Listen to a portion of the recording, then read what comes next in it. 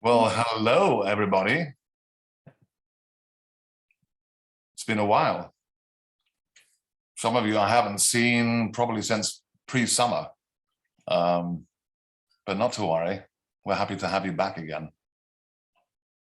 And tonight, we have an amazing show with some of my best buddies, really. We've got Norman Finkelstein, Roxi Power, Aby Kaupang, and Mark Scroggins. Uri Rosenshine was not able to make it today for personal reasons. We'll have him later. But welcome, guys, and looking forward to this. And before we commence the show, I'm going to introduce our new co-host, Jeffrey Cyphers Wright. And Jeffrey received his MFA after studying with Allen Ginsberg. He's best known as a new romantic poet. He also is a publisher, critic, eco-activist, impresario, filmmaker, puppeteer, and artist. Jeff is the author of 19 books of verse, including Blue Lyre and Party Everywhere. His poems have appeared in the Cafe Review, New American Writing, the Brooklyn Rail, the Hurricane Review, Posit, and many other journals.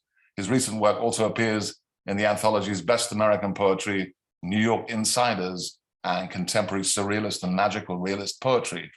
Jeff's latest book is one of sonnets and artwork, amazing artwork, called Doppelgangster, and is out from Mad Hat Press. And Jeff also publishes the amazing journal Live Mag. Welcome, Jeff. Thank you. Thank you, Mark. Thank you so much. Thanks, everybody. It's a real pleasure to be able to help out this wonderful series that is like nothing else. There are people here from all around the world, as usual, you know. It's amazing, and I'll be glad to be helping out. I want to get Ed Sanders in here in February and get some other peeps. So anyway, I'm going to read a short poem, as you know, the drill here. And this is called Elf Service. Playing a mandolin in Mandalay, overcome by mandarins, flash mobbing the South Gate, I fought with half-broke tears the barbarian yap and lived on candied dreams. While away, my ideal idol, my dark-eyed Cossack girl, fodder for beauty, vitamin O, listening to the cure. Allow me what the needle said to the narrative thread. Please rate your experience watching the rain drop its stitches. Elf Service. And now it gives me a pleasure to read Cassandra's amazing bio. Here it is. And it's been a joy to watch Cassandra and listen to her. And it's sort of like watching Turner Classic Movies, you know. It's wonderful. You're an award-winning prose poet, as we were talking about before there, an international expert on prose poetry, and your own work is widely anthologized and has been translated into Japanese, Chinese, and Korean. Cassandra has published more than 30 books and is currently writing an illustrated book of prose poetry on the Hiroshima Maidens, with funding from the Australia Council and the Victorian government. Cassandra co-wrote prose poetry and introduction and co-edited the anthology of the Australian prose poetry. She's commissioning editor for Westerly magazine and professor of writing and literature in Melbourne, Australia. Please welcome the wonderful Cassandra Asherton. Yay. Thank you so much. Thank you for that lovely intro. I have long been a fan through Cindy and Bob. So there you go. That's how I first came to you, from those lovely ones. So I thought I would read one of my anthologized Japanese poems, given that I am currently in Tokyo. But this one's about Hiroshima, which is a Shinkansen ride away from Tokyo. You must forget that I kissed you in Hiroshima. Leave behind our hot silences and the way your shoulder pressed against mine on the blue streetcar circling the city. It is all a cliche. It has happened many times before. Remember that your body is marked by others' narratives and their stories don't belong on my lips. Nothing happened. Your wife is waiting at the hotel bar with a bottle of cold white wine and an empty glass. Everything happened. In your hotel room, you stretched my arms above my head and placed my palms on the window. You pressed me against the glass like a specimen. I saw the steel skeleton of the A-bomb dome against the blue sky. I tried to speak, but my words slipped down the Ota River and into the Seto Inland Sea. We stand on the Ioi Bridge, and I imagine its T-shape is a ventricle, and you are its beating heart. And now I have the pleasure of introducing the intrepid Mark Vincennes, an Anglo-Swiss American poet, a fiction writer, translator, editor, publisher, designer, multi-genre artist, and musician.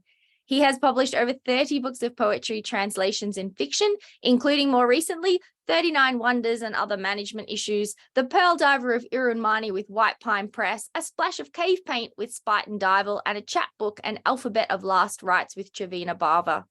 The King of Prussia is Drunk on Stars is forthcoming in January 2024 from Lavender Ink, and later in the year, The Visitation, a novelette from Sir Vision.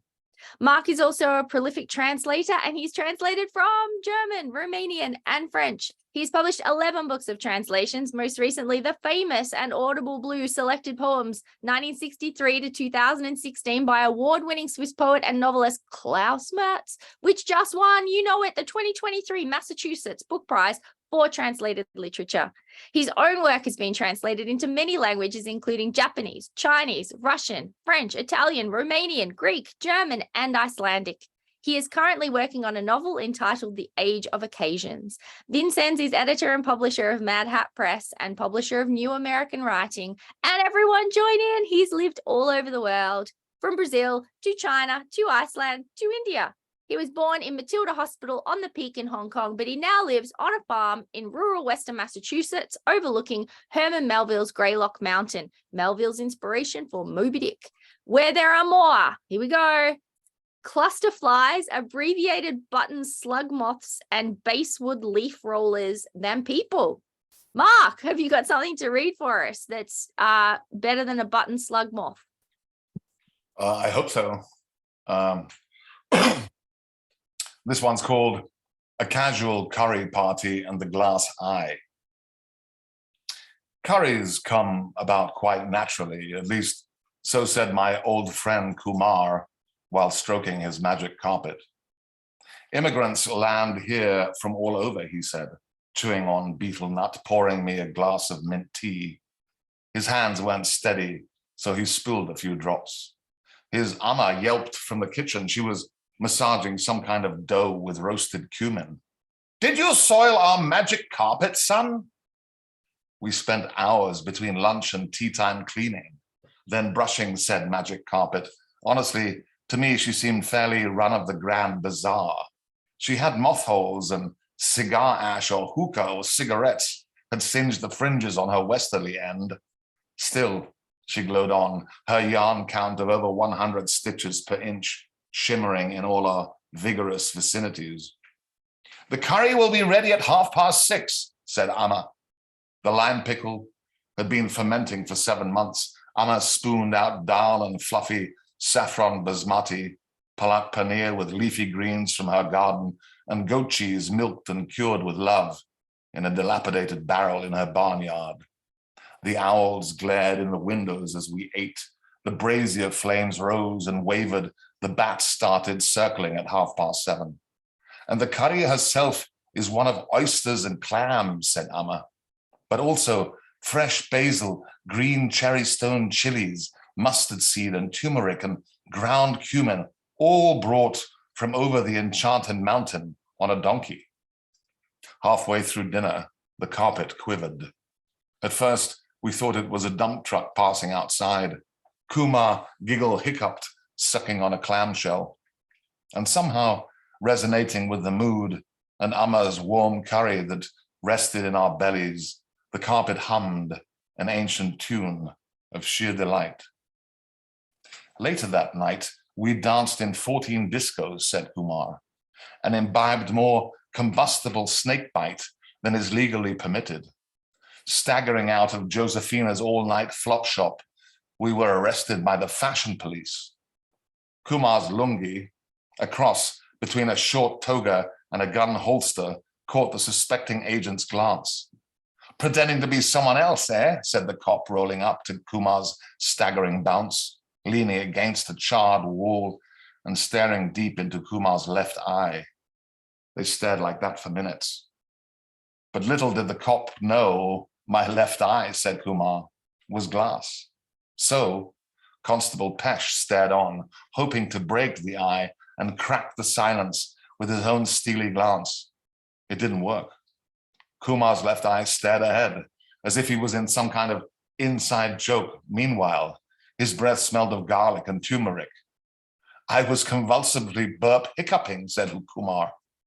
"Follow at a distance," said Constable Pesh, with eyes in the back of his head. The two men vanished down an alley, strewn with dumpsters and trash. There was a kerfuffle, an incident, but by the time I reached the offending alley, the smoke had dispersed to reveal a single glass eye, gently rocking on the asphalt, staring straight toward me.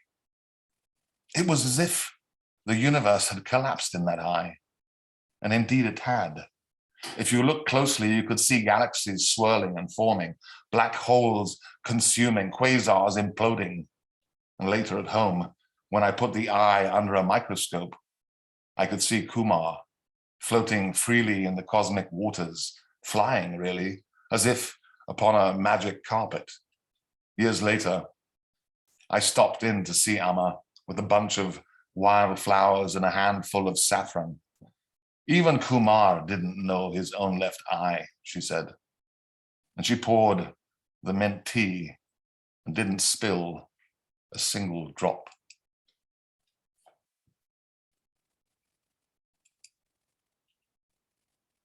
I am now delighted to introduce the amazing Norman Finkelstein, who is supposedly retired, but sometimes it doesn't seem that way, he says.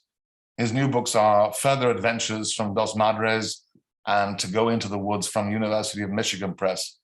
Norman writes and edits the poetry review blog Restless Messengers, which is www.poetryinreview.com. Maybe later, Norman, you can post that in the chat when you have a chance. Welcome, Norman.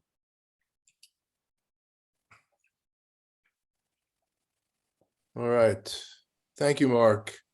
Hi, everybody. I am actually about to put a link to my new book of poems on the chat. So here it goes. Boom. So the poet and old friend of mine, Hugh Seidman, died 2 days ago. And I thought I would begin with a short poem of his from his 1992 book, People Live, They Have Lives. It's called E-Train, 8:32 a.m. The old Chinese stands and sleeps and sways with the swaying car, like the stem of a plant underwater and the leaf of his face breaking the water. And the fat woman in red sleeps because red is the color of sleep. And the Hispanic girl closes her eyelids like clouds on the moon and sun. And the black messenger sleeps, his bird's head on his chest. And the blonde with her child sleeps, sitting up as we bore through the dark. For now labor must be done by the poor from the planets of sleep, from the dust blown over the statues to the hard terrains and facades. Hugh Seidman.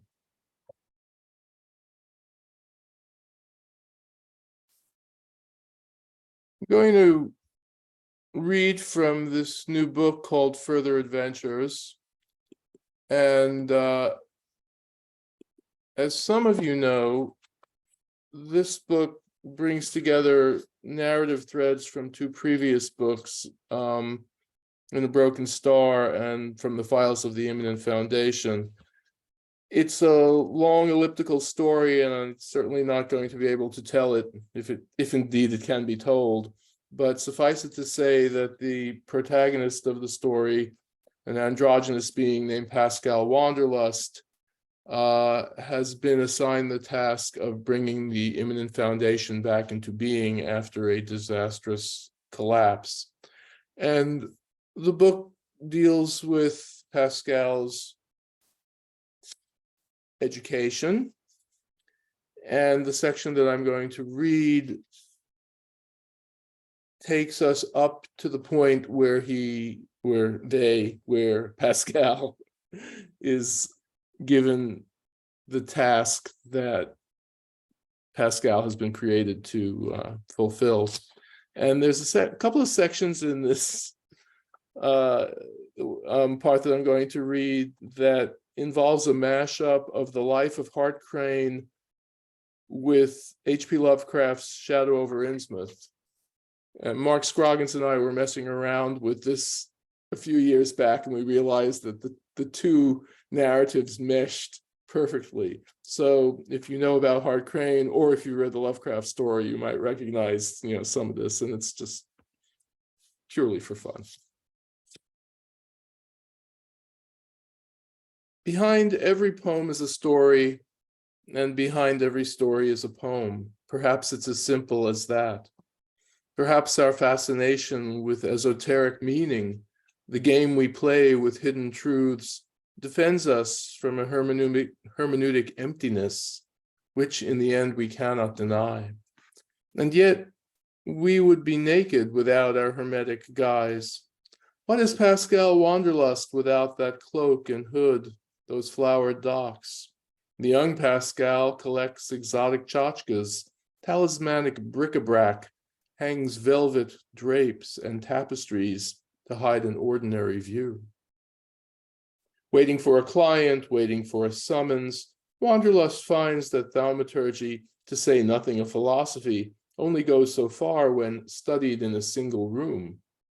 Pascal's double nature, despite that dedication to thrice great Hermes, leads to resistances one needn't call on Sprechenbaum to explain. Dr. Freud or Dr. Strange? If you hope to save a soul in danger, you must confront the demons that you share. Pascal's demons wait around every corner, behind every statuette, and every fold of those drapes, every fold of that cloak. But demons and angels are often mistaken for one another. And Pascal recalls Jacob's angel, longs to be left alone and wrestle with one till daybreak. Wanderlust's double nature calls to an other, an it beyond he and she, that is itself doubled, and in its doubled otherness impossible to call friend or foe. Will Pascal learn to tell them apart? Perhaps our hero's power lies in that, among other inabilities. Too much love? Too great a fear of conflict? Yet when that power calls contend with me, Wanderlust obeys, wrestling till daybreak. Thinking back on that 1 year of high school, Sprechenbaum's idea, it will be good for you, Pascal recalls the ordinary life that he was a boy then, more or less, was meant to understand. A quiet A student none of the tough guys messed with, once word of his black belt in Taekwondo got out, Peter Lustig, aka Pete, amiable, a serious reader, had only one close friend, Robert, a rich kid from Ohio, thrown out of 3 private schools, liked slumming among the soon-to-be mechanics, waitresses, and clerks. Bob and Pete read Blake, Rimbaud, and Wilde. Bob was going to Oberlin. God knows where Pete was going. Which is why they fought. Bob loved Pete, called him Sonnet 20. Why are you so vague about your college plans? Is that guy in the suit really your uncle? I know it was you I saw that night in a dress. I know I saw you talking to a cat. Pete couldn't take it, walked away. Bob grabbed him roughly, turned him around. Pete made a slight gesture that stopped Bob in his tracks, looked in his wide eyes, watched the heaving muscles in his neck, and saw. This was why Bob hated secrets so. This was why Pete had to let him go. He was not fully trained, not yet ready for such depths. The things his friends knew would all come out in the poems. And they did. The grandmother he loved but found repellent, the books he read in her library, the letters she wrote to her first love there by the sea. Robert would take her by the hand? No, it was he who had no inkling. And his Danish lover Emil, and Emil's father, and Johansen, the Norwegian sailor, and the seamen under the bridge. The bottom of the sea is cruel? Star-kissing star through wave on wave? What did Melville see in Ishmael and Queequeg? Had he followed Obed Marsh to the South Seas? After the rites in Mexico, Peggy knew, his scaly body upon hers. And father's invention? Lifesavers. So the story came to Wanderlust.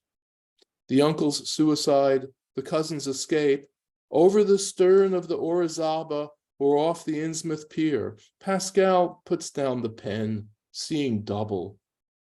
Our loves are palimpsests. The text is a marine romance. Below the story's wavy surface is a sunken city, the original home of all our losses and desires. What dwells there still? Be still a while and wait. Slowly the lost ones rise to the surface of the page. The monsters are transformed into beautiful boys and girls, only to become monsters again. We come from the sea, an ocean of words, and we return. Metamorphosis, then, is that Wanderlust's beat? Young Pascal ponders the changes wrought by love. What is the source of these bodies becoming other bodies? Is love itself that power, or is there something greater that Wanderlust must seek? Pascal, who foolishly believes love may be understood, imagines or recalls a frozen plateau, or was it a hidden island somewhere in the South Seas? Does love demand exotic settings? Pascal pushes the heavy drapes aside, looks out the window at the parking lot across the street, that couple kissing there. Into what strange thing are they transformed? Sometimes the lovers are together, sometimes apart.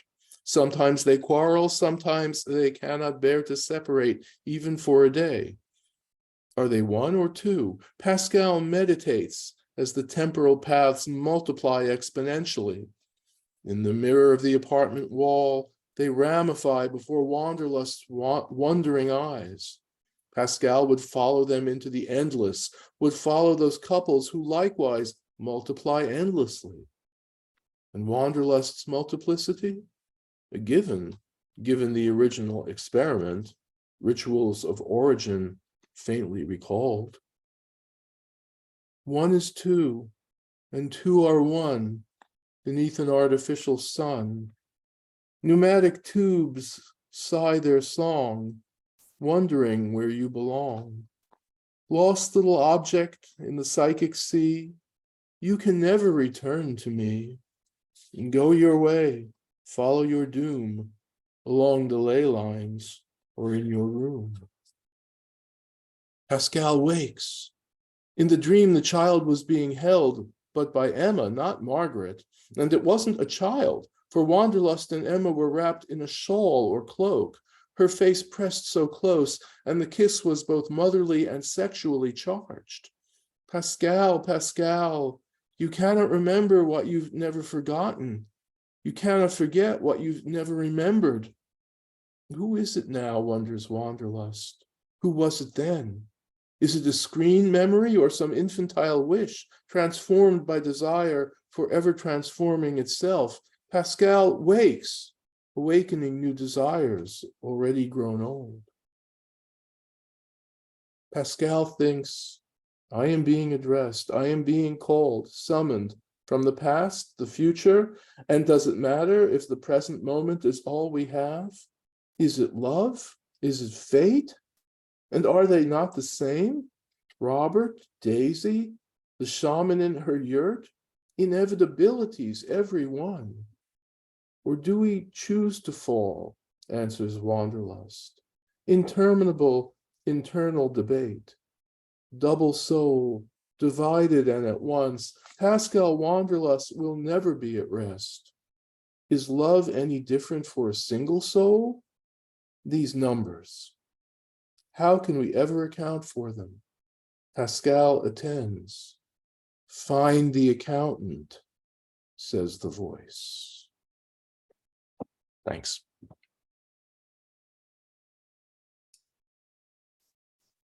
Thank you, Norman. That was wonderful. I'm always looking for a good accountant, by the way. So if you have any recommendations. Oh, you don't want to deal with this accountant, believe me. Next up, we have Roxi Power, who is a poet, performer, publisher, labor activist, and zombie. Well, she's playing one in a horror movie, Precarious Souls, about academic laborers, IRL. She's been a continuing lecturer and labor activist, including president of the Lecturers Union at UC Santa Cruz and UC State VP for organizing for 25 years. No wonder she's a zombie. Roxi has performed her original neo-benchy or live film narration scripts nationally. She played a zombie Blanche Dubois, returned from the dead in a neo-benchy streetcar in the 2023 New Orleans Poetry Festival. Something Blanche returned as Tennessee Williams, but Stella Derridin explains the zombie figure represented by writing deconstructs the life-death binary. Therefore, Blanche/Roxi as a zombie is writing. You wouldn't know it from how few books she's had time to publish during her activist career, but she's thrilled that her book, The Songs That Objects Would Sing, for which she seeks reviews and all sorts of friendly claps, is newly out. Doubly thrilled, her Cornell MFA buddy Mark Scroggins blurbed the book, saying that Roxi's power to respond to loss Roxi Power's response to loss and Sister is a quirky, plangent song, an improvisation with certain stationary facts shot through with humor and underpinned by a rippling ostinato of lyric power. Roxi has had a lengthy fire sequence in the book about the 2020 California fires that got within a couple of blocks from her home. She's also thrilled that Carbonation Press has just asked to publish her chapbook, Roxi podcast for the Hive Poetry Collective in Santa Cruz, California. Find her newest interview with Brenda Hillman at hivepoetry.org. I guess Roxi will maybe post that later in the chat. Roxi's also founder editor of the IPPY award-winning transgenre anthology series, Viz Into Arts. She's received an AWP Intro Award. Mostly Roxi's relation to the AWP is to thwart its corporate stations of deadly predictability by organizing transgenre cabarets at most AWPs since 2015. Kansas City, anyone? She recruits your venue suggestions there to perhaps rise from the dead once more. Welcome, Roxi. Wow, but that bio was so long, it's probably made us all die. Thank you so much, Mark, for having me, and Mark, both Marks. I'm going to start with I always feel a little like naughty when I say titular poem from my new book, The Songs That Objects Would Sing, which is named The Songs That Objects Would Sing, just excerpts from it, actually. It's really great to see so many friends here, and hi, Chopsy, hi, Nicole, and my sister Sky, just tons, and it's so cool to be here. If this is a book that has a sort of Eros and Thanatos dyadic feel. I'm going to start with the Thanatos part, kind of work my way to Eros, maybe, if you're lucky. We were there together in a placement against all odds. What do we really know about starting from scratch? In a belly, in a bardow, in a bed, no eye there yet, but reaching. So I had you for a lifetime and now cannot imagine what next. Subscribe to a theory about how we'll meet again, tired of all who pretend to know. I feel you in the glint of objects sometimes, that's all I know. that shimmer down the length of spider web, that omniscience in the chandelier, unseen till now, but for a flickering instant, something. When I held you as you lay dying, when you died, when I held you in my arms, I had a glimpse of the warrior we all are, buried beneath the dream of permanence. Oh, Mom, those fingers curved over my hand. I can feel your skin too tight over bones, like leather gloves left out to dry. After a rainstorm, the piano you thumped until it turned into story, then the fingers dried up from disuse. And yet to see them, pink half-moon fingernails, artist's hands lying over my own, is to sense beginnings. The shame of beauty. It doesn't know it will not last forever. Its eyes grow sad as it sees this, then ripen underground into jewel-colored yams. To say to my young daughter, watch or listen if you want to know what life is to say life is anxiety. Dog leaping toward bird sound, bird leaping from dog sound. Who sits absorbed inside sound's centerless, edgeless surround? Neurosis of Stellar's J, its matrix shriek going out in all directions from a single point, an asterisk of sound, no apperception there. Who are the inward focused here, the cochineal among such racket makers, dipping inside to bear witness to one's own wells? How to re-enter the conversation with objects that bear your subtle signature, your cinematic fictions I sew from scratch in this song-strafed foliate mosh pit. When I touch the objects that bring you to mind, touch upon them, when I touch your dust, your crumbs, when I, like an archaeology of closed eyelids, candles once lit and frozen, the angel's lips open in a song she is about to, but has never and never will sing.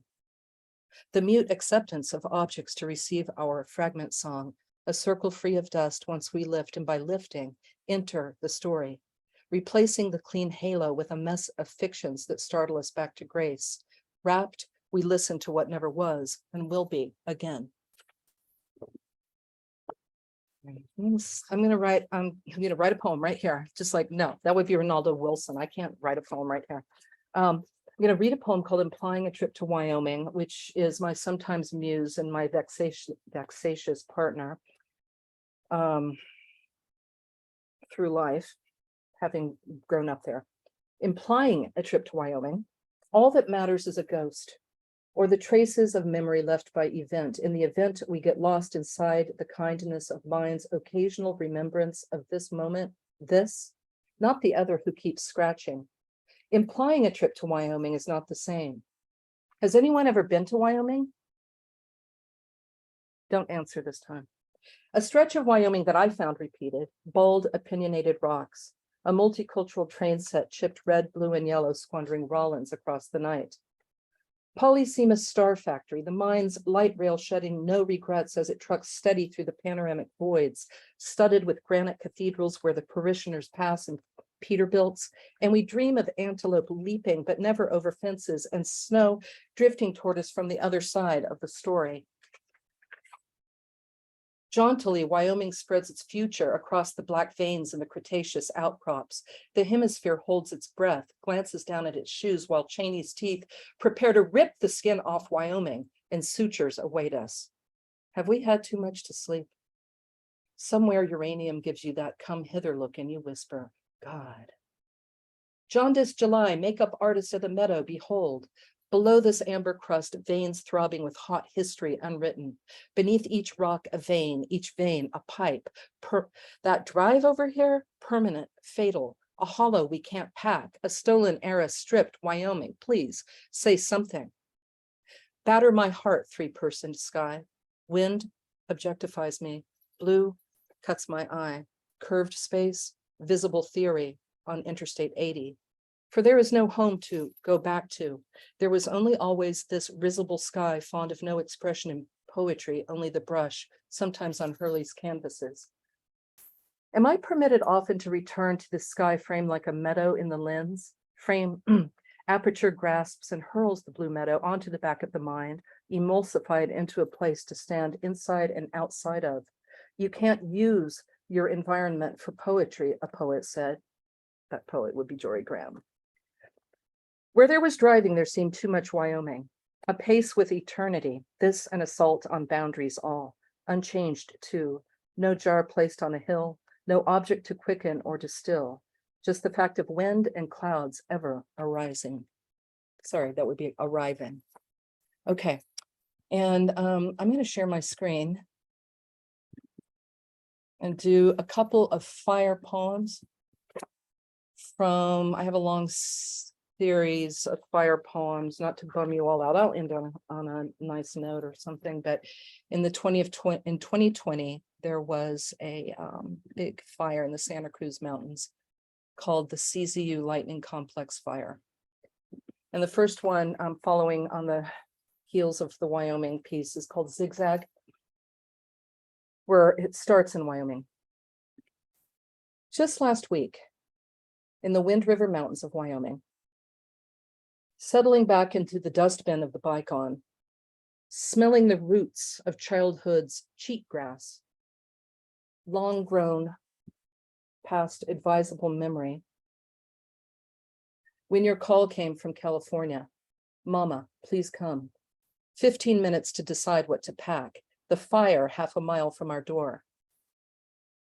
The forests of California, almost all of them ablaze.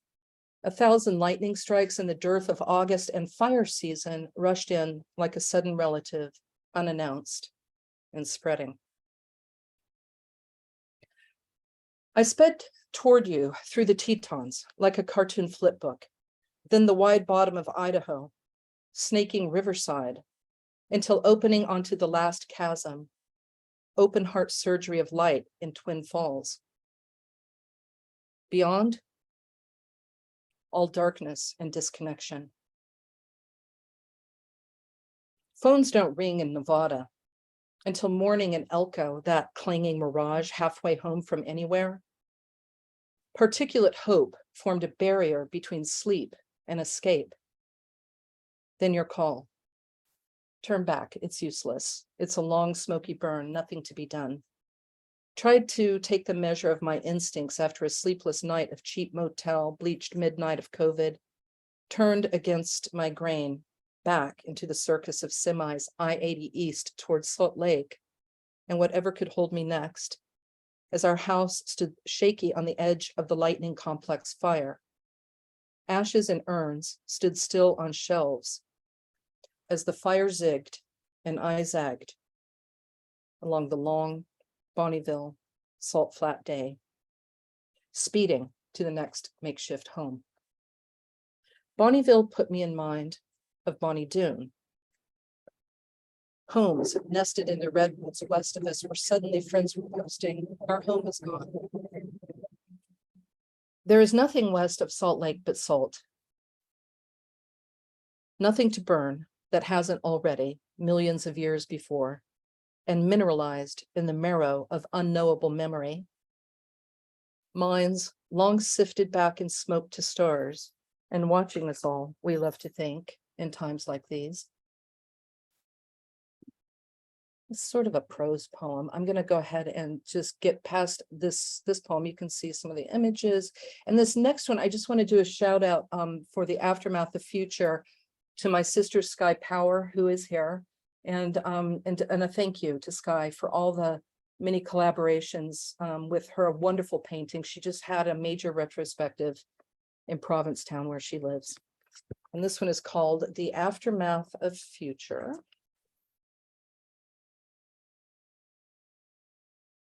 The aftermath of fire bends time. The physics of fear disturbs the mind.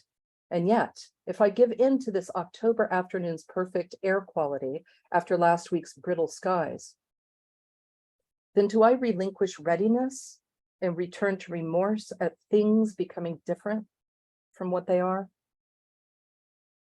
Uphill, the man who never stops building seems to be screwing brads into steel. Everyone readying themselves for the next stage. Of what?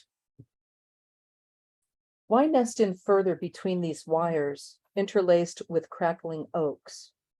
One just toppled into a week of blackout, reminding us that power is evanescent, a privilege we should no longer build around. Electricity, uncontained in lightning, connects us. I may be here now with the plum tree brushing our roof, but put in calls to tree trimmers. Now is just one fold in the snakeskin of time. 3 embers blown that way could spell an afternoon very different from the one where I sit at a table rather than behind my wheel. Next to me, Finkelstein. I spend the fall paging through Victor's trauma, electrifying a life he couldn't care for. My students and I explore galvanic concepts of life, sparks you can't control once unleashed. Just last night, I felt a substream of a life beneath this one that continues like a parallel river below the one where I watch my family laughing behind the window. In that river, our love continues from its first spark, and we live out some version of its unfolding, an alternate reality, as if.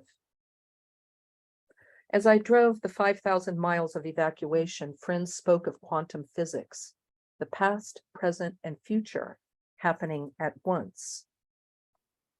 I try not to live in the past, though I pay homage with scatterings of ash into rivers across our childhood stories. The same river flows into knowable future happening already, these friends say. I wouldn't know, but probability scars the mountainsides, a zagging, illegible script.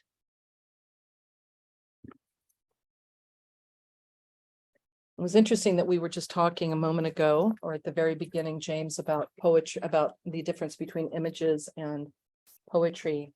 And it makes me think about my interview with Brenda Hillman and our interesting discussion about Henri Bergson's duration and time. Of course, her book In a Few Minutes Before Later is all about time. And how does one, a poet, co-opt something that is still like a painting and make it theirs and turn it into something that is completely defined by time. That's what narrative is, right? One moment after another. So it's tricky to do that, but I do that with Neo Benchi too, that co-opting, that is, films. My last quick poem is called Desire Blows the Dust Off the World, and it's the last poem of the book. Desire blows the dust off the world until the bomb starts ticking, and I notice how hot my socks are on this day without the fog I came to crave, or not so much crave as create, but not in the right places like the sky, low where it belongs, hovering over this beach town, rather than high in my head, in that place where I channel voices, too often mine, that create a fog of wishing for something other than what is. But what is really? And is it covered up by dust? Underneath it all, they say, is desire and its opposite. Tennessee Williams, well, Blanche really, said death is the opposite of desire. Bummer. Others say emptiness, and you need to have desire to be emptied of it. And boy, do I. This is not something that I really want to talk about with all of you, whoever you are. But I am falling forward now like a tumbleweed, part of some momentum, and now I'm covered with it. But I blew the dust off within a day. And here I am, willing to be a honeycomb, a reed, a stalk of beach grass, anything with enough wind to blow through, to break out into accidental song. Thank you. Thank you, Roxy. I'm sure nothing about your song is quite accidental, possibly slightly metaphysical. Next, we are delighted to hear from Aby Kaupang, who has endeared herself to Lahaina, Maui 4 times. At the age of 18, she hitchhiked across the island for a non-date to Bill Murray's Groundhog Day, not her first choice, at the Wharf Cinema. At 24, she plunged her infant into the city of refuge and knew she and little he could make it alone together. At 41, she's returned with her larger, beautiful family during COVID for a year's sabbatical in the cinema, and most everything else was shuttered. She learned that sublimity could lead to oblivion in the enchantment of a fever of eagle rays. Yes, fever, lightning, and luring her across the Paleolio Channel. This week, she returned, swam, volunteered in the burn zone among the homes of her daughter's friends, teachers, and therapists. The cinema is more than charred Groundhog Day. No Groundhog Day. She is the author of 5 books of poetry. Some say God and Death, and she says joyous. Her most recent books are Radiant Tether from Verge in 2023, and there's still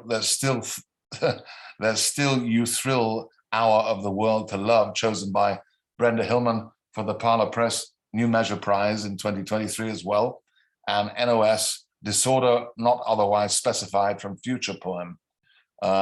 Check her out at www.Aby Kaupang, that's ABYKAUPANG.com. Welcome, Aby. Let's hear something exciting. Thank you, Mark. Much appreciated for having me today. And Roxy, I had to turn off my camera for a minute there and like go weep briefly during your fire poems. Just beautiful. Thank you. Well, you're in Lahaina. You've been in Lahaina, right? Yeah. Yeah. So for context, sorry, forgive me if I get a little shaky. I didn't see that one coming, and processing is not in real time exactly. But yesterday I joined a group of Maui medic local healers and drove a golf cart around in the burn zone and was able to be with people as they entered their homes for the first time, sifting through things.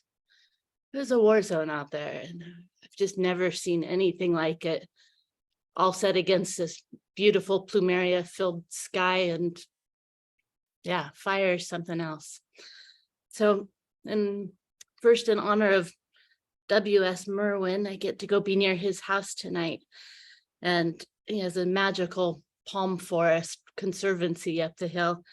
I just wanted to read a couple lines from a poem of his that resonate right now. Seems prophetic. Think of today, think of tomorrow. Today on the tip of my tongue, today with my eyes, tomorrow the vision, tomorrow. In the broken window, the broken boats will come in, the lifeboats waving their severed hands, and I will love as I ought to since the beginning. Now, on a much more chipper note, not at all, more God and death and love, and that's all I really know how to write about. So Radiant Tether came out recently with Verge Books, and it was a collaboration over almost 12 years of time. A little tricky to read through as it's got a long narrative arc. But I had a friend in grad school, MFA, admired his poetry very much. He had dropped out of a Jesuit missionary seminary to come be a poet. And then just as quickly, he disappeared again. And I'd left him a note at a coffee shop, not knowing he was about to disappear, but thinking, hey, what should we work on next together? And then he was gone. And then wrote me back a couple of years later and said he'd joined the military, of course. So it was an honor to write back and forth with him. And I'm going to read, it's 3 sections.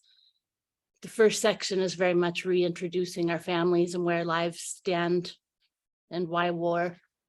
And then he ran off with a gun one evening thinking the military was chasing him. So in honor of Veterans Day and my dear friend Micah. It's a series of letters, texts, poems. Micah, letter. I joke about fighting, but I feel like I am on the edge of violence all the time. I think I have learned from the army, but right now I just want to get away from this edge and never come back. Violence creeps in me like a murderer, grows in me like mold. I thought I liked it here before, but now I have learned enough and it's time to go home and be a new me. My view changes all the time, but right now I would say that war can teach me possibility and is trying to eat me. Fact. I write long lines to tether a man, long lines to latch at a far man. He is further than a poem and is left to live in one. A poem. I'm writing a poem to save his life, and in so know how useless I am as he is off with a gun. I read it many times. I had to make sure he left with a gun, didn't leave a gun. I had to make sure where the gun was before I could write the poem, and I can't write the poem, can't find the man, can't rest. Long lines of straight speech and multiple meanings. I'm trying to write him a poem, his own. Revise the course of the action. Take a line from the beginning. If I place it at the end, he returns. He is beginning and end, then I'm with a gun and gone. I'm writing lines to tether a man temporarily, lines to this earth's living layer. I slide into conversation, heave into lines. Unexpectedly, I find myself in multiple meanings and in their intention. Their intention. I am trying to save a life by writing a clear poem. Claro, he said, his own poem, but revised. Dear Aby, I'm sorry it's been so long since you left me that note at the coffee shop. I kept that note with me and I always meant to write back, but somehow I kept putting writing off. The note traveled though. I took it with me to Iraq and back. I hope it is okay that I am writing you now. You were a true friend. You understood broken things. I'm not sure why. It always seemed like you may have broken and gotten better. There's so much to tell, but now that I'm writing, I don't know what to say. I went to Iraq and nearly succeeded in killing off my thoughts and writing. But this last year, everything seems to be flooding back into me, but in a healthier way. When I am among soldiers, I'm sealed up inside a cloister. Maybe being shut off was a good thing. I remember a priest I knew used to say that my soul was my monastery or my fortress or something like that, but that I did not need to let anyone in except for my own good. Not that I have a soul, but you get the idea. I'm coming alive again, writing and reading. Can you believe I went months, maybe even a year without reading a book of poetry or writing? Months, a year easily without writing at all body and grunts and macho gunman. Now I'm coming back to life, healthier than before, and I have to go back to war. And Hannah's having a baby girl soon. Michigan, this is where I live now, buried in snow. I cross-country ski and make dinner. It is a wonderful life. I'm flustered right now, everything coming in fragments. I guess I've waited too long to write you and everything comes out wrong. I miss you and hope we are still friends. I guess that's what I want to say. I will try to write you more in the future. Me, texting 3 a.m. I love you. I'll write tomorrow. I have missed you, Raf Olag. You've always been a background to my writing, and I miss you terribly. I don't know how to say your return, my life. Thank you. Next morning. Micah, I'm so sorry I wrote you last night. I don't sleep much anymore. I try, but I can't. And sometimes I get up, ambient trance, and I guess I barely even know how to text. And I thought you were part of a dream and you're back. Please don't disappear ever again that long.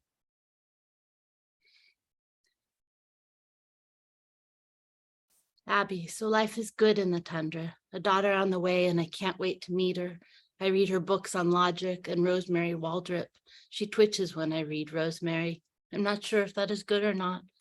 I dream about taking her on walks and reading to her and holding her. I wish I was staying home. A girl, do you have to go back to war? I want you to take her on walks and read to you. We have a 9-year-old now. Elias, you met, and Maya, 5. She is mystery. Is it our fault for the meaning in a name? She's so beautiful and enchanting, little pixie thing, and autistic, and doesn't eat, and doesn't sleep. Why I no longer sleep, and doesn't talk. Yet what a force and pure. Does Hannah mind if I write to you? See, amiga, you can write to me, and Hannah doesn't mind. She knows I wrote to you. Aby, my friend Moses, he was my gunner in Iraq on my first deployment. He was silent all the time. We got along because of that. He was a warrior monk and I was a secret warrior poet. I shared nothing with anyone except very small pieces of myself I shared with him. I think he did the same. When we got home, he went back to Hawaii and I came here to Michigan. A few times we talked, usually drunk out of our minds. Then nothing. In April, after we were back 6 or 7 months, I got a call from our sergeant saying Moses had a daughter on the way and was found hanging by a belt in a tree in his uncle's yard. That is how sick war makes us. I think I am pushing past all the disease, though. I just need to make it through one more tour and heal at home. Not asking for pity, I just feel compelled to share with you. That is a bad note to end on. The upshot is this. I play viola badly. I love Hannah and my daughter in utero. I steal your writing and make good things. Will Alexander likes my work. Someday we will meet again.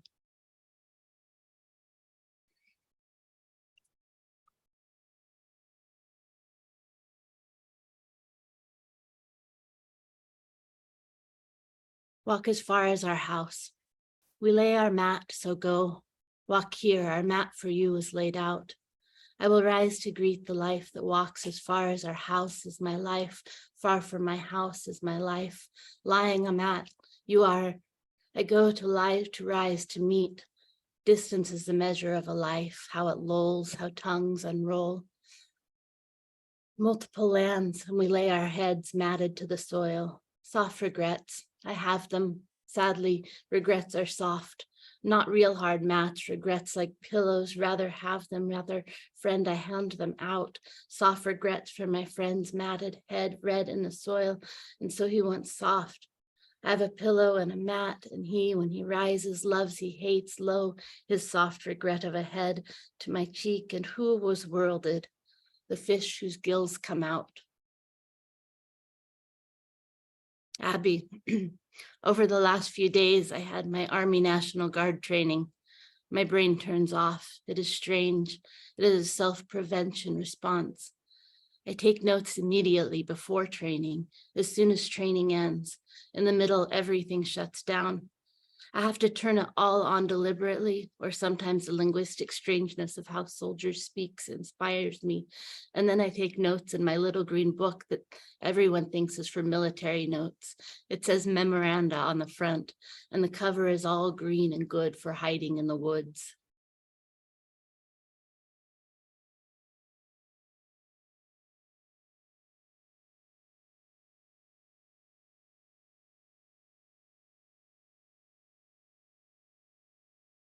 A flame of love enkindled speaks a volume of sharp verse. On the television, a beheading again. Nothing is like toting a gun. I lean with my shoulder into a tree. This is what I meant to say before.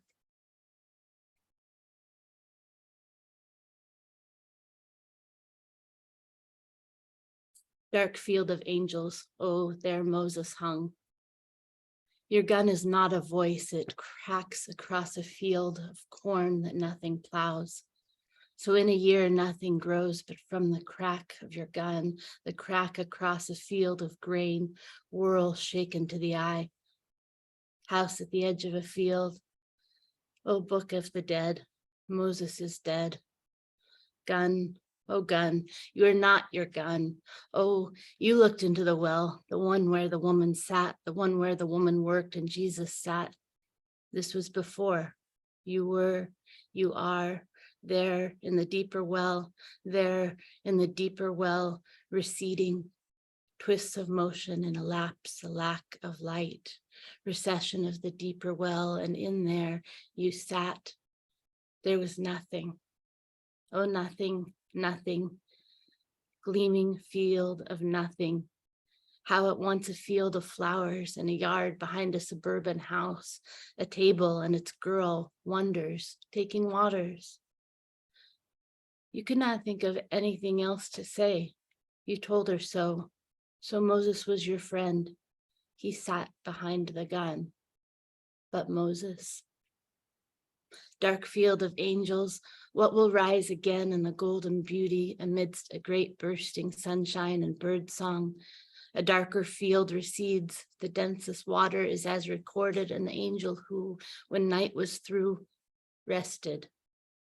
What will rise again in the golden beauty amidst a great gleaming gun and soil song?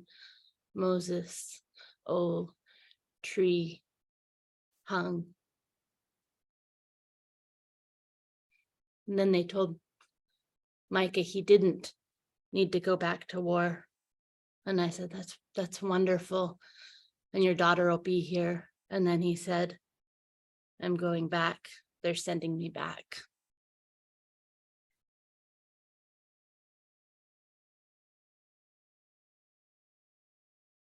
I think I'll end there for today. Thank you so much for listening and joining us from all across the globe. One really big loop of song. Thank you. Thank you, Aby. Amazing. Next, we hear from Mark Scroggins, who says he plays very rudimentary bass guitar. I don't think that's quite true, but you know, he's been doing it for a while. So maybe not Tony Levin status, but you know, not far off. And even more rudimentary double bass. Mark's drawings and paintings would be the despair of his high school art teachers. Falling short of his goal of sybartic aesthetic decadence, he has selected into a life of scribbling torpor. Dos Madres Press just issued his Damage Poems 1988 to 2022, which I believe is his collected from that period anyway, last year. And earlier this year, Mad Hat, me, published Zion Off-Ramp 1 through 50, and more books are forthcoming, including Zion Off-Ramp 51 through 100, which is forthcoming from us too, and a Semic dub, and a projected group biography of the objectivist poets are all threatened. Welcome, Mark. Thank you, Mark. And thank you all for being here. I will just read 3 things, and I'll start with a recent and kind of uncharacteristic and straightforward poem. And this is a little poem about the poet-painter Dante Gabriel Rossetti and the artist Elizabeth Siddall, who was his partner. So it's called Rossetti's Notebook, 1862, 1869. Gabriel tucked his manuscript book of poems into Lizzie Siddall's coffin just before the interment. Yes, she had probably killed herself, though Gabriel's friends had made away with whatever note she'd written. The black dog of melancholy had long had its teeth in her. Her child had come stillborn, and Gabriel's attentions, as always, had been divided. Of all the things that distracted him from Lizzie, the painful progress of his art, the nights out on the town with Solomon and little Swinburne, the beautiful models, it was easiest to regret the poems he had spent so many hours working and reworking. So many of them, too, had been addressed to her. A sacrifice was called for, and Gabriel offered up the manuscript book. It was the least he could do. 7 years later, he had second thoughts. The poems in that notebook, he knew, were among his best, and he had no other copies of them. A man in London was ready to print his work if he had enough to make a proper book. It was what Lizzie would have wanted, his friends assured him. Strings were pulled. Gabriel was far away when the grave was opened and the notebook rescued. All in the coffin was found quite perfect, reported the factotum into whose hands the business had been entrusted. Did he mean Lizzie's pale skin was still smooth, her hair still the auburn gold curtain that once entranced Gabriel, Millet, and Holman Hunt? Probably not, just that no one had been there first. The book came to Gabriel some days later, still damp and reeking of disinfectant. Lizzie had held it close, protected it. Nonetheless, a worm had eaten its way through any number of Gabriel's lines, some of his best. He had to reconstruct them from memory or compose them anew. And a couple of sections from this ongoing serial poem, Zion Off-Ramp. And I will begin with first, section 29, Atalanta Ariel. She had been for so many years a virgin huntress, sublimating so much into that loping, tireless run, calloused fingers at the bowstring, a steady hand at the killing spear, that the shadows temple at dusk, still breathing the morning's charred sacrifice, and his propinquity, curly-haired, apple-dropper, narrow hips and flat inflected belly, were just too much. They came together and they fell. Who doesn't love the old stories, summoning up at once memory and remorse? Unlikely temples, you'd say, the visitor's bathroom in Beringer Hall, pup tent near the beach at Chincoteague, the parking lot behind that Irish pub, and cars everywhere. What shrines remain to be profaned? Something neoclassical about these woods, air of dryads and quantitative verse. The good news seized him by the throat. Glad tidings so grand, they felt their hearts would burst. Meme so infectious, it had to be shared, even if the graceful diphthongs and curving characters, awkwardly left to right, came hard, had to be calked over the joyful Aramaic leaps of their gnosis. This way to the burning. Ariel, Lion of God, Valley of Birch, Fallen Angel, Air Spirit. In the drive-throughs, the regal cats recline at their leisure behind layers of chain link fence. Their roars wake you at first light. On his coinage, Alexander, conqueror, wears the lion skin toque of Heracles, like a graphic T proclaiming fandom and inheritance. Furry mantle. Did they change in the act? Suddenly feel the breathless embrace, bearded face to smooth throat, clumsy, unfeline. Her nails in the small of his back suddenly are gradually claws at a muscled scratching post. Lions of the gods, the valley burning in their thighs. The temple of Zeus has been dismantled. The plaster casts of centaurs and lapiths dispersed across campus. Art history, classical studies, romance, languages.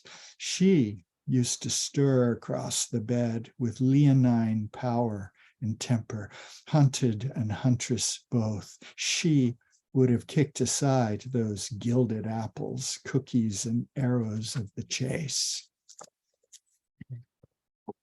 And an as yet unpublished section, section 73, which has no subtitle, which feels very pandemic-y to me now in retrospect. So 73. We resisted the voices from the intercom when we could understand what they were saying. Social media archaeologists issued detailed suggestions on how best to topple safely, efficiently, the most hateful obelisks. The country was littered, the public squares, playgrounds, the railway station concourses, with old men from a century or more ago, medused into stone, wincing or frowning their triumphs and benevolence.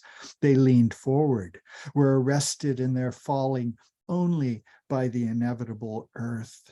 A moment's silence we prayed, stoppage to the endless noise, rancor, contumely, the cracking of the whips and yelps of interrupted innocence.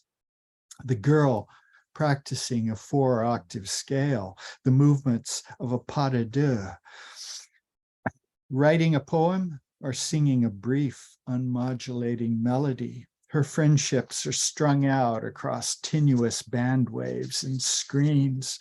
Her shoes, stinking of chemical novelty, have bubble wrapped and vacuum packed themselves from somewhere in China. The rattle of wagons on the boardwalk, eyes passing over masks and bandanas, mourning doves, and patient laboring surf, vivid trivia, rappers circling in a tide pool as the ocean draws a deep breath, steps back to pounce and wash us all loose. The first commandment was division, to raise levees and seawalls, hedgerows and CCTV. Then they commanded us to stay home, to forsake the civic rights and festal days, abandon the gilded pantheon and huddle with the lares penaatesque. Better the sun on the sand, glittering strip mall, or the morbidly hushed streets, blunt busy signal, or endlessly unfolding hold music. Our alternatives for the lucky ones who had them were fixed, unfixed, impossible to count. Accounts of symptoms changed daily. Our eldest read them off to us from news feeds, from random chat rooms, from what used to be word of mouth. The third and fourth commandments, reversing their precursors, then themselves followed swiftly. In abrupt succession, a whole decalogue or more. We lost count. Who could flourish in these data-rich hothouses? The percussionist's idle rest through the whole third movement, loaf's second rise eagerly awaited, but taking its own sweet time.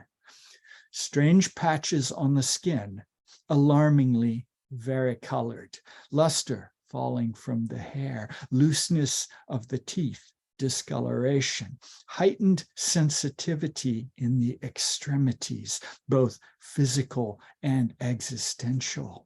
Disturbances in the visual field, contraction of the periphery, asymmetrical blind spots, shortness of breath, or oversaturation of oxygen through all the tiny, most tender capillaries, shields of new bone distorting the forehead, withering of limbs, unaccountable changes in vocal timbre.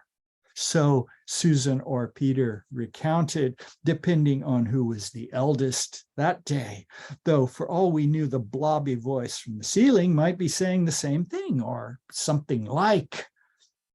Directives, counter-directives, diktats, and recommendations, slurries of doubtful omens, telenovelas, and sagas of misdirection. We held tight to the children.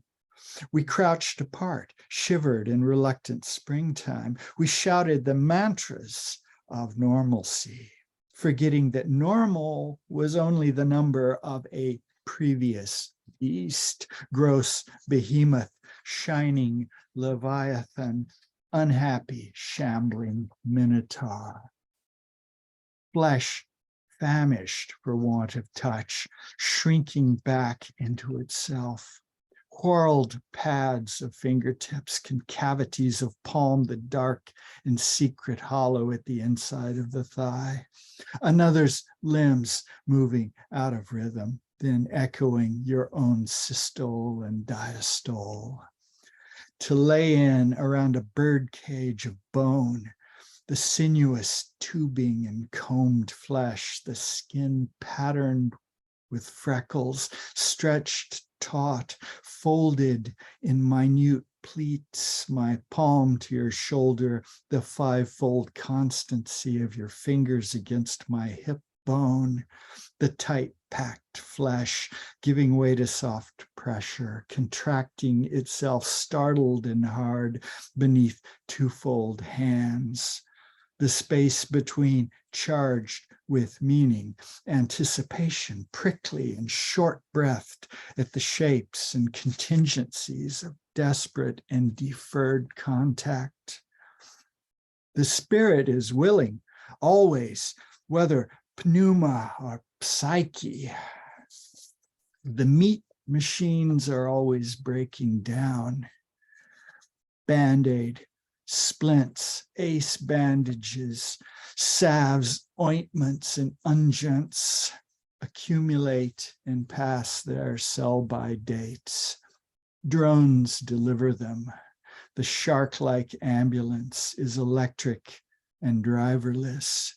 We are laid out, spread-eagled and trembling under lights, examined, probed, and cataloged onto screens, touched by hands, not at all.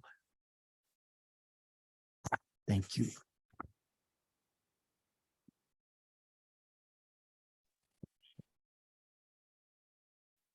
Merci beaucoup, monsieur. Thank you for leading us into another universe. And thank all of you, Norman, Roxy, Aby, and Mark. Amazing show tonight. We're now going to move on to the open mic section of our show, where I believe tonight maybe Cassandra and Jeffrey will share duties. We shall see. Why not? Why not? I put the list so people know the order. So we are beginning, as we always begin, with our favorite wombat in the clan. John, what have you got for us this week? Well, I'll read the opening of a story, and I've posted a link in the chat so you can read the rest of it, or if you really want, you can read along with me. The Case of the Missing Eardrops. Yeah, Mom, I know the rent's due. No, I don't want a Hot Pocket. Why don't you tell me I have a client? Send him up. I hung up and smoothed the race car patterned sheets on my double bed. I answered the knock on my bedroom door and found an aardvark in the hallway. He was a medium-sized burrowing mammal with a pig-like snout, protruding ears, and was not to be confused with a South American anteater. Is this the Pill Bottle Detective Agency? Morris Pill Bottle, at your service. I shook his claw. Pardon the mess. My office is being remodeled after that giant meteor. I ushered him into my room. What can I do for you? My packages keep getting stolen out of the mail room. He hiked up his tweed pants, sat on my bed, and looked at the famous Ferris Bueller poster tacked to the wall. The cops won't do anything. What kind of package are we talking about? $800 worth of earwax removal drops. Seems like a lot. Hey, I got waxy ears. Is that a crime? All right, all right. One look at his powerful digging claws told me he was one mammal I didn't want to get to the wrong side of. What's your name? Where do you live? My name's Albania, and I live in Manchester, New Hampshire. How does $200 a day plus expenses sound? I asked. Like rap music on a chalkboard. He walked to the dusty bookshelf and picked up my third place karate trophy from 30 years ago. I suppose you could write it off your losses. I turned back to the Call of Duty game on my laptop. All right, you replaced my trophy. I'll hire you because it's the principle of the thing. I mean, if you can't trust 300 strangers living in the same apartment complex, who can you trust? I stuffed dead batteries and used fluorescent bulbs in a FedEx box along with an AirTag tracker and shipped it to Banya's address.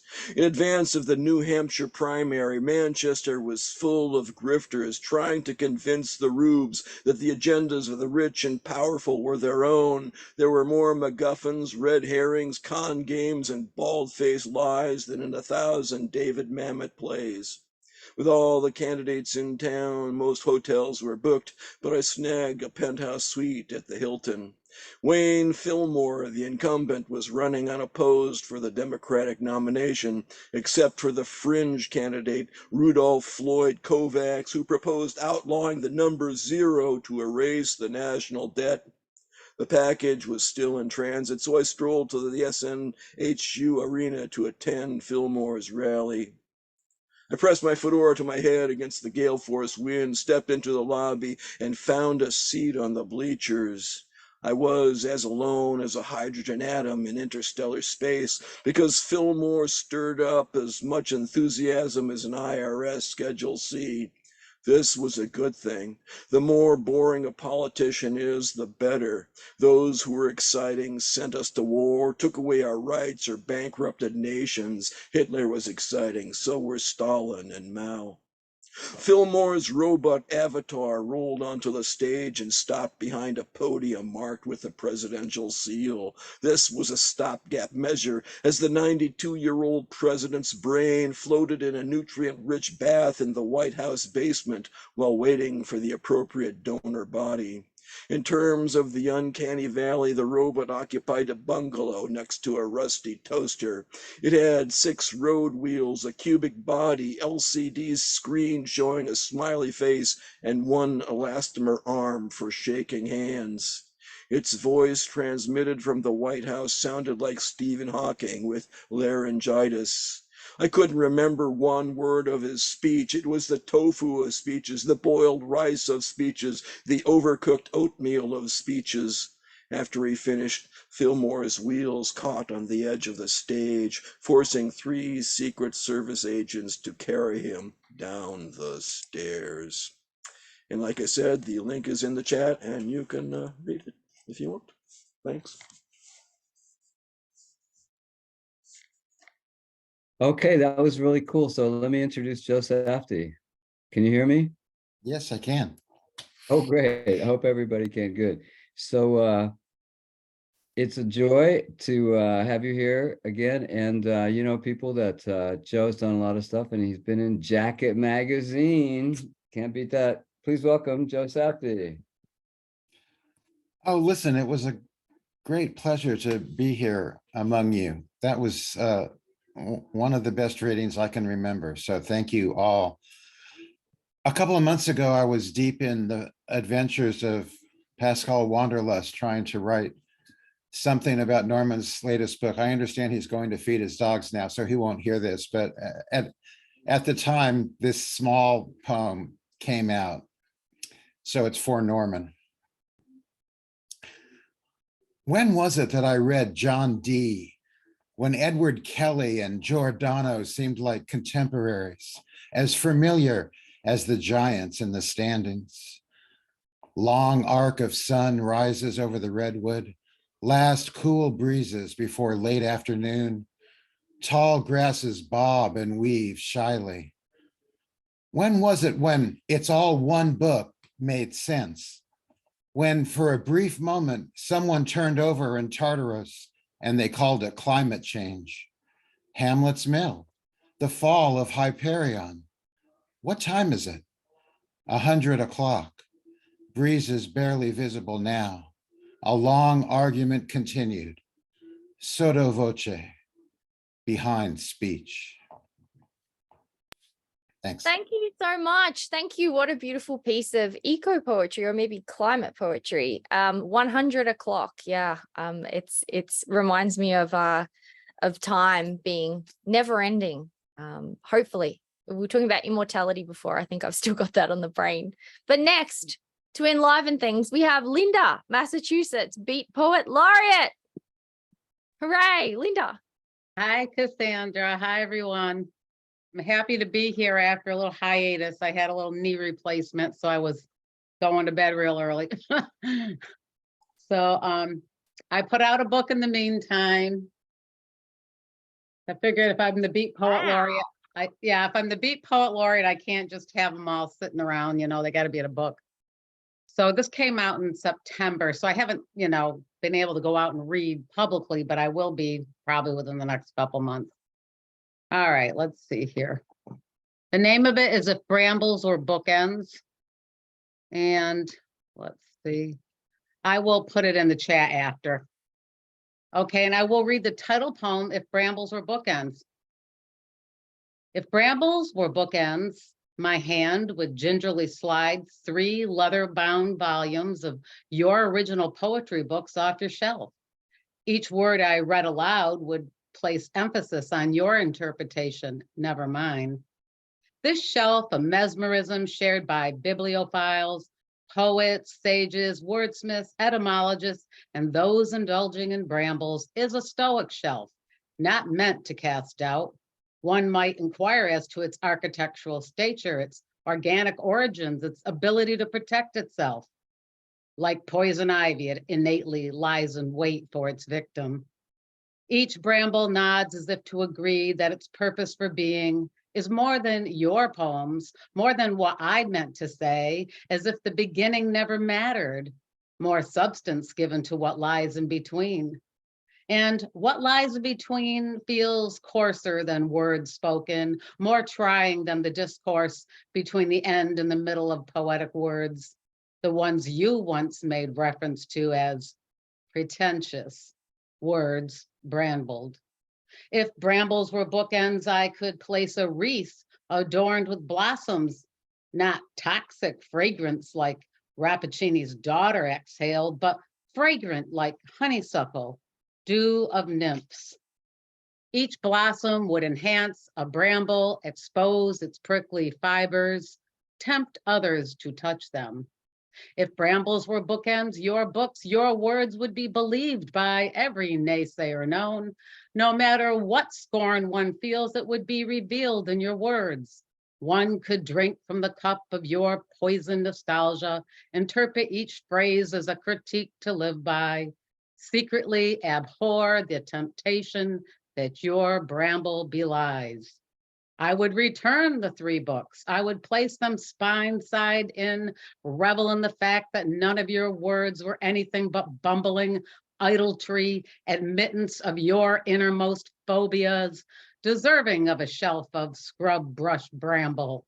If brambles were bookends, I would dismantle the barbs, allow them and your books to fall away through the cracked, rotted floorboards to an eternal doom, the lost language of you. Thank you. Oh, what a wonderful ramble of a bramble. That was wonderful, huh? So DeWitt Henry is next. And just in case you didn't know, he is Mr. Plowshares. Please welcome DeWitt Henry. This is a short one for me. It's called On Puns. Having forgotten that my river path was reserved for a gay pride run today, yet to be run, I took the guy who stood ahead with a big arrow pointing to the past divide from the sidewalk to be absurd. All you need now is a big bow, I quipped as I jogged past. Oh boy, do I ever, he shouted. It took me 20 yards to catch the pun.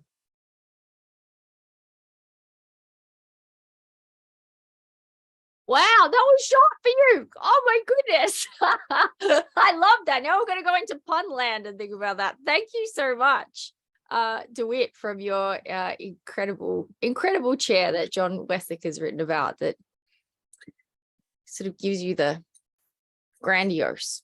Anyway, next we have our Brooklyn sister, amazing poet, Sin. What's going on there? Well, if DeWitt did a short poem, I feel obligated to do a short poem. I think mine is even shorter. And today's Veterans Day, and I don't write war poems, but sometimes you have sort of internal wars. I think everyone's familiar with that. This happens to, I may as well do a shameless plug.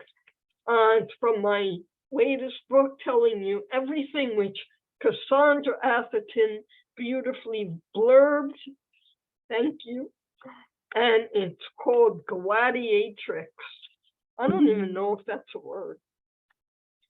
When I wake in the morning, all horsey-faced and verklempt, with my samurai sword and hazmat suit, I take a deep ninja breath and get ready to swashbuckle another double-edged daggered day. Thank you. Yay, Cindy. That was wonderful. Cindy Hogman. I'm glad you mentioned Veterans Day too. And speaking of veterans, Bob Heeman was, I think, my first publisher ever. Yay, we were in kindergarten together. So please welcome the master collagist and Mr. Information, Bob Heeman. Thanks, Jeff. Okay, I'm going to read something. This was a series when over a decade ago, when I was the parish recorder at Trinity Church. For 2 months, I wrote nothing but poems that bounced off of the legend of the serpent and the garden. This is one of them. What they perceived as a garden was not a garden at all. The implants the caretaker had given them had transformed the cold steel and glass of the laboratory into a lush jungle where every imaginable kind of plant and animal dwelled. It was true that the woman was given fruit to taste, but it was the hand of the caretaker and not the serpent that offered it. Even as they suffered the grief of exile from the garden and their ensuing confusion over the birth of their first child, they still remained strapped to the caretaker's table. Only after the program took them through the gradual adjustment of apparent aging and death were they finally allowed to awaken to the perfect beauty of the laboratory. That's the way you end open mic, Bob. No one does it like you. I'm going to take those thoughts to the breakfast buffet with me, along with doomsday clocks and a whole lot of other things that we had today. So back to you, Mark. So what's on the breakfast buffet today?